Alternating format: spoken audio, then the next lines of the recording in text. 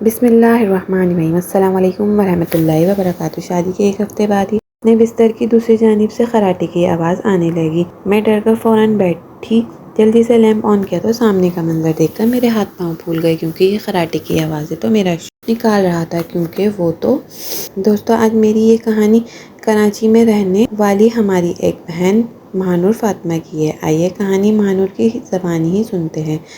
میرا نام مہانور فاطمہ ہے۔ میرا تعلق بھاول نگر شہر سے ہے۔ میں اپنے والدین کی ہم 5 بیٹیاں تھیں، جو ہم بھی سنتا کانوں کو ہاتھ لگاتے، ہائے 5 بیٹیاں، اتنا بڑا بوجھ! اور اوپر سے ستم یہ تھا کہ میرے والد کچہری میں کلرک کا کام کرتے تھے، اور ایک کلرک کی کتنی تنخواہ ہوتی ہے یہ آپ سبھی کو اندازہ ہوگا۔ اور پھر ستم کا یہ سلسلہ یہیں تک محدود نہیں تھا۔ 5 بیٹیاں تھیں، بیٹا کوئی نہیں تھا۔ دنیا والوں کی نظروں میں میرا باپ بہت ہی کمزور اور لاچار انسان تھا، کیونکہ دنیا میں اس کا سہارا بننے کے لیے کوئی بیٹا نہیں تھا، اس کا بازو بننے کے لیے کوئی موجود نہیں تھا۔ پھر ایک اور بڑی آزمائش کا ہمیں سامنا تھا۔ وہ آزمائش تھی میری بہن فاخرہ کی شادی شدہ زندگی۔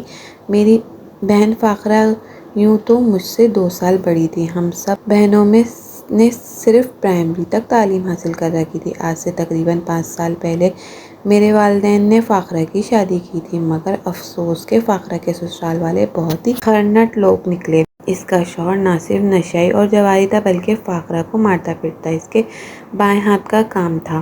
بلا وجہ فاخرہ پر آئے دن ہاتھ اٹھاتا۔ فاخرہ کا چہرہ اور جسم نیل کے نشانات سے بھرا ہوا تھا۔ میرے باپ نے بہت کوشش کی کہ فاخرہ اپنے گھر میں بس جائے، مگر فاخرہ خاموشی سے اپنے نشئی اور جواری شوہر کی مار پیٹ بھی برداشت کر رہی تھی۔ لیکن ایک اور بڑی بات تھی جس کی وجہ سے فاخرہ اپنے سسرال کے طعنے بھی برداشت کرتی تھی، اور وہ تھی کہ فاخرہ بے اولادی۔ آخرکار فاخرہ کی شادی شدہ زندگی کے 5 سال گزر جانے کے بعد میرے ماں باپ نے ہار مان لیا، اور انہوں نے یہ فیصلہ کیا کہ جب ہماری بیٹی کی اولاد بھی نہیں ہے تو پھر وہ آئے روز اس نشی جواری شخص سے مار کیوں کھائے۔ گو کہ میرے ماں باپ نے یہ فیصلہ دل پر پتھر رکھ کر کیا تھا، مگر اپنی بیٹی کے نیل نشان سے بھرا ہوا چہرہ دیکھ کر آخرکار انہوں نے بھاری فیصلہ ہی کر لیا اور فاخرہ کو گھر واپس لے آئے۔ چند ماہ بعد اس کے شوہر نے طلاق بھی بھیج دی۔ یوں میرے ماں باپ کی ایک بیٹی بہانے کے بعد پھر ان 5 بیٹیوں کا بوجھ لیے ہوئے تھے۔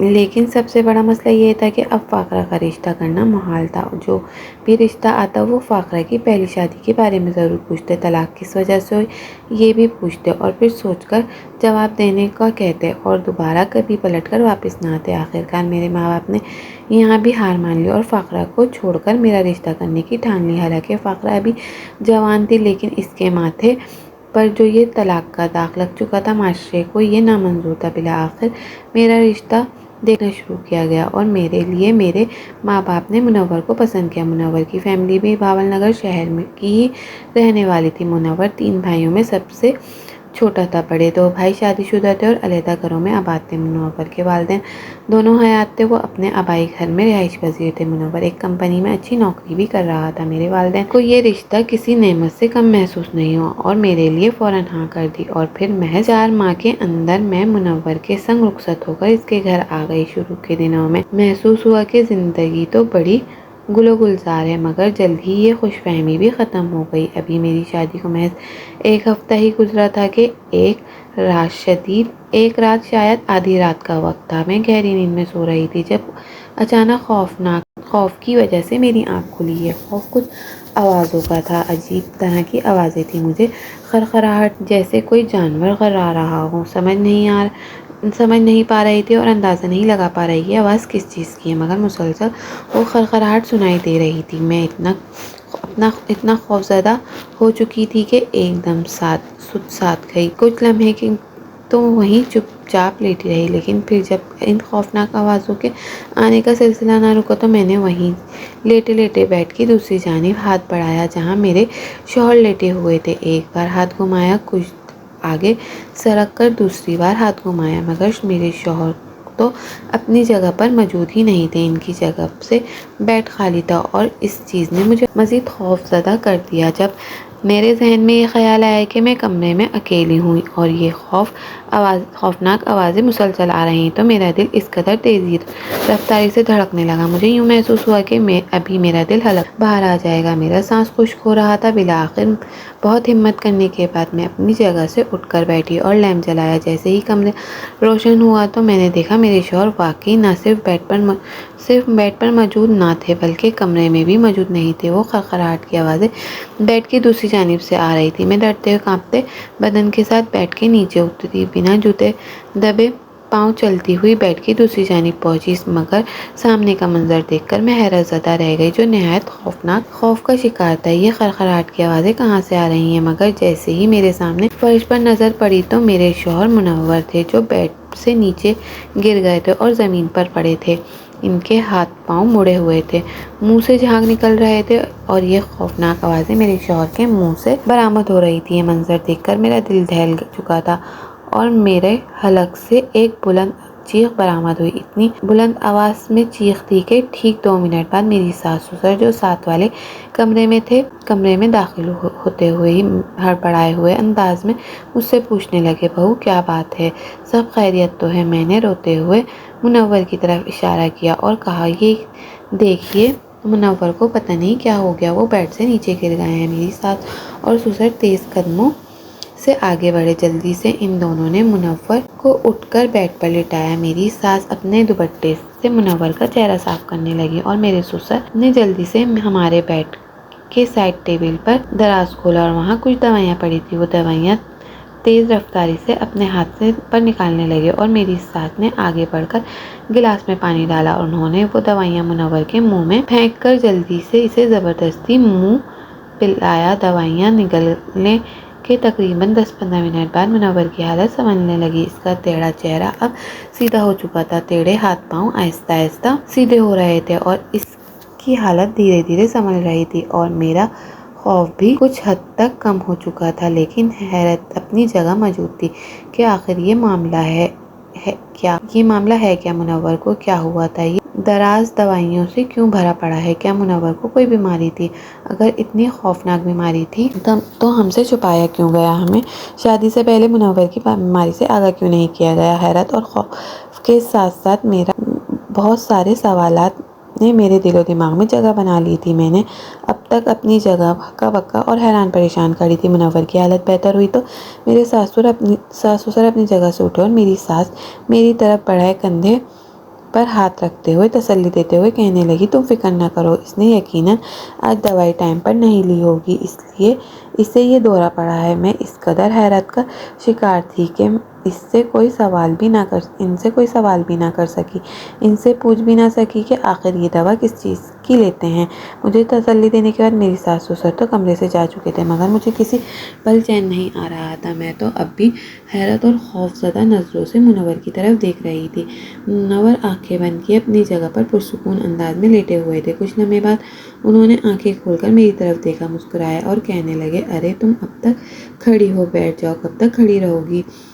مردہ قدموں سے چلتے ہوئے بیڈ کی دوسری جانب آئی اور اپنی جگہ پر بیٹھ گئی، مگر میرا ذہن اب تک معاف نہیں، کچھ بھی سوچنے سمجھنے کی صلاحیت جیسے ختم ہو چکی تھی۔ منور کچھ دیر آنکھیں بند کیے لیٹے رہے، پھر انہوں نے کچھ دیر بعد میری طرف دیکھا اور مسکراتے ہوئے کہنے لگے، لیٹ جاؤ تم بھی، اب بالکل ٹھیک ہوں۔ یہ کہہ کر وہ سیدھے ہو کر لیٹ گئے۔ مجھے لائٹ بند کرنے کا کام ہے، چپ چاپ لائٹ بند کر دی اور میں نے اپنی جگہ پر لیٹ گئی۔ کچھ دیر بعد ہی کمرے میں منور کے خناٹے گونج رہے تھے۔ وہ گہری نیند سو چکے تھے، مگر میری نیند تو اڑ چکی تھی۔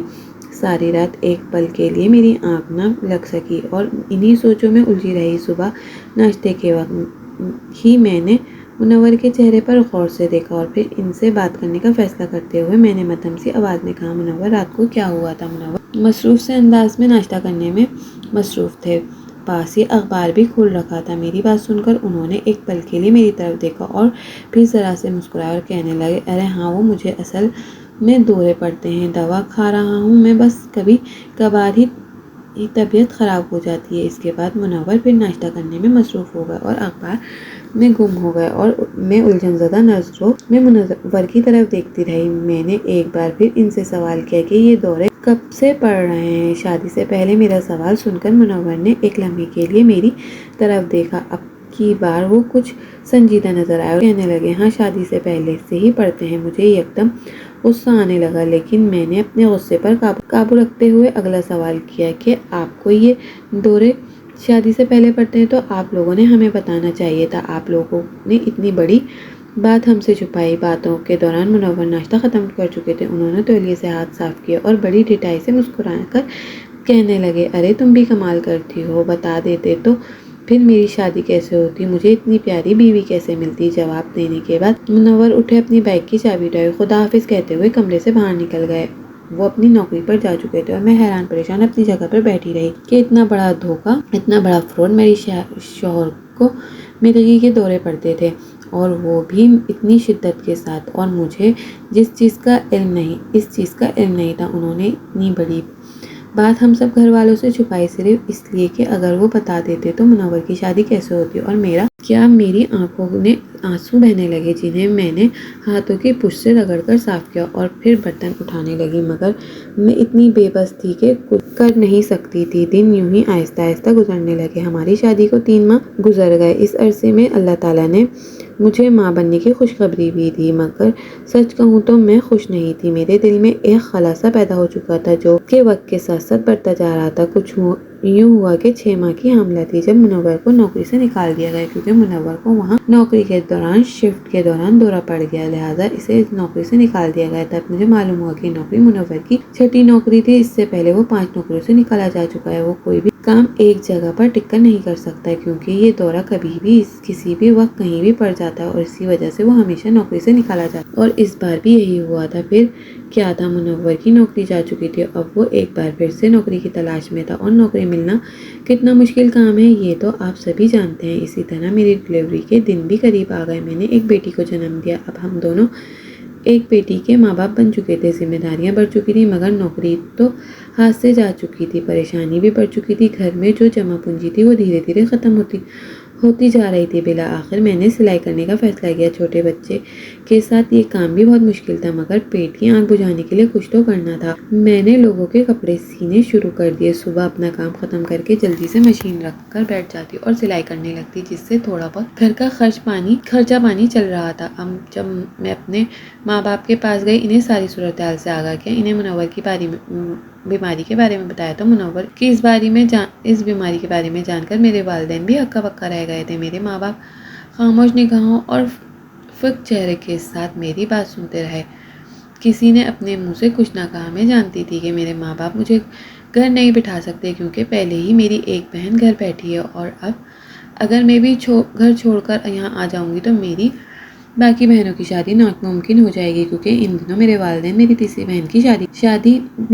بہن کے لیے رشتہ دیکھ رہے تھے، اور مجھے اپنے والدین کے بوڑھے کاندھوں اور جھری زدہ چہروں دیکھ کر ان پر ترس آتا، جو اپنی بیٹیوں کی شادی کر کے اپنا فرض ادا کر رہے تھے، اور اگر بیٹیاں گھر چھوڑ کر پھر سے واپس آ جائیں تو والدین کے یہ کندھے مزید جھکنے ہی تھے۔ اپنے والدین کی مجبوری کو میں بھی سمجھ رہی تھی، مگر پھر بھی نہ جانے کیوں میری آنکھوں میں آنسو آ گئے، یہ سوچ کر کہ اب یہ مشکل مجھے تمام عمر کاٹنی ہے۔ چند دن والدین کے پاس گزارنے کے بعد میں اپنے گھر واپس آ چکی تھی، اور اب زندگی ایک بار پھر اسی ڈگر پر رواں دواں تھی۔ میرے شوہر منور صبح تیار ہوتے، گھر سے نکل جاتے اور سارا دن نوکری کی تلاش میں گزارتے، اور پھر شام کو مایوس چہرے کے ساتھ گھر واپس آ جاتے۔ میں اور میری ساس گھر کے کام کاج سے فارغ ہو کر سارا دن لوگوں کے کپڑوں پر سلائی کڑھائی کرتے، تاکہ گھر کا کچھ گزر بسر چل سکے۔ چھوٹے بچے کے ساتھ گھر کا کام اور کپڑوں کی سلائی بہت مشکل لگتا تھا، مگر کرنا تھا۔ اب ان سب کے دوران میں خود